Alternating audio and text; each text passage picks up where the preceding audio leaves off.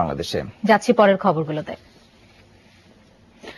2021 সালের মধ্যে উচ্চ মধ্যম আয়ের দেশ হতে হলে মাথাপিছু আয় বাড়াতে হবে 4 গুণ, যা সম্ভব নয় বলেই মনে করে গবেষণা প্রতিষ্ঠান সিপিডি। উন্নয়নের ধারাকে স্থায়ী রূপ দিতে কৃষিতে উৎপাদনশীলতা বৃদ্ধির উপর জোর দেওয়ার পরামর্শ দিয়েছে তারা।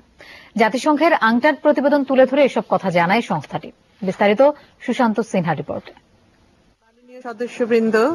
2021 সালের মধ্যে বাংলাদেশ হবে উচ্চ মধ্যম আয়ের দেশ, আর 2021 সালে হবে উচ্চ আয়ের দেশ, এমন আশা সরকারের নীতি নির্ধারকদের।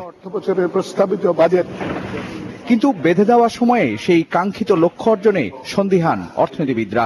অর্থনৈতিক সূচক বলছে উচ্চ মধ্যম আয়ের দেশ হতে মাথাপিছু আয় দরকার $4,125। সদ্য নিম্ন মধ্যম আয়ের দেশ স্বীকৃতি পাওয়া বাংলাদেশের মাথাপিছু আয় এখন $1,100। আপনার হাতে আছে 5-6 বছর সময়। 5-6 বছর সময়ে আপনার মাথাপিছু আয়কে 4 গুণ বানানো, এটা নিঃসন্দেহে বড় ধরনের বৈজ্ঞানিক আবিষ্কারের দরকার করবে। তাহলে বছর প্রতি আমাদের 40-50% আকারে প্রবৃদ্ধি পেতে হবে। যেহেতু অনেকেই বিবেচনা না করে বিভিন্ন ধরনের শব্দ পরিসংখ্যান ব্যবহার করেন, যেগুলি রাজনৈতিক স্লোগান হিসেবে ঠিক আছে, কিন্তু অর্থনৈতিক বিবেচ্য হিসেবে খুব যুৎসই না আর কি। বাংলাদেশ নিম্ন মধ্যম আয়ের দেশ হলেও এখনো এলডিসি বা স্বল্প উন্নয়ন দেশের নেতৃত্বে।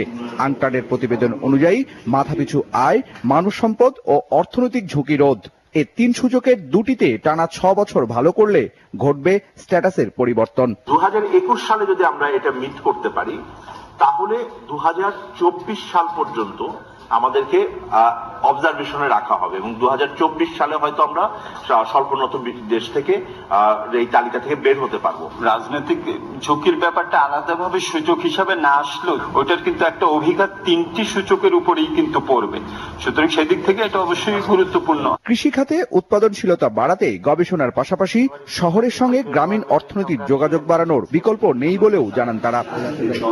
সুশান্ত সিনহা, যমুনা নিউজ, ঢাকা। চট্টগ্রামের সিআরবিতে জোড়া খুনে